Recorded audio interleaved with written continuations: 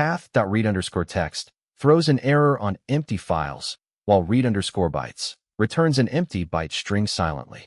That inconsistency breaks production code. Here's how to fix it with one line. Imports the path class from the pathlib module to provide object-oriented file system path manipulation. Imports the TemporaryDirectory class from the tempfile module to create temporary directories with automatic cleanup. Imports the OS module for interacting with the operating system, although it isn't used in this snippet.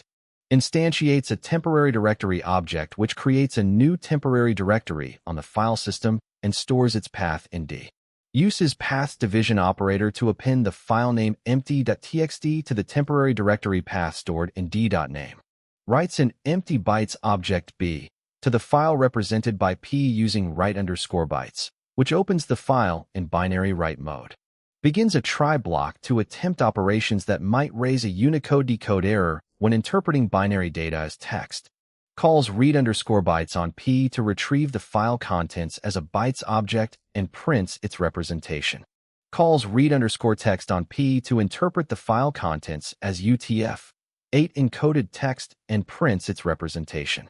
Catches Unicode decode error exceptions raised in the try block, which would not occur for an empty file, but is defensive. Prints a formatted message if a Unicode decode error occurred, indicating read_text failed. Prints a horizontal separator line to visually distinguish the safe read demonstration from the previous attempts. Opens P in text read mode while specifying the surrogate escape error handler to handle undecodable bytes by representing them as surrogate characters. Reads the file content through the file object F using the configured error handling strategy and prints its representation. Calls the cleanup method on the temporary directory object D to delete the temporary directory and all its contents from the file system. Use open R errors equals surrogate escape for safe text reads on any file, even empty ones.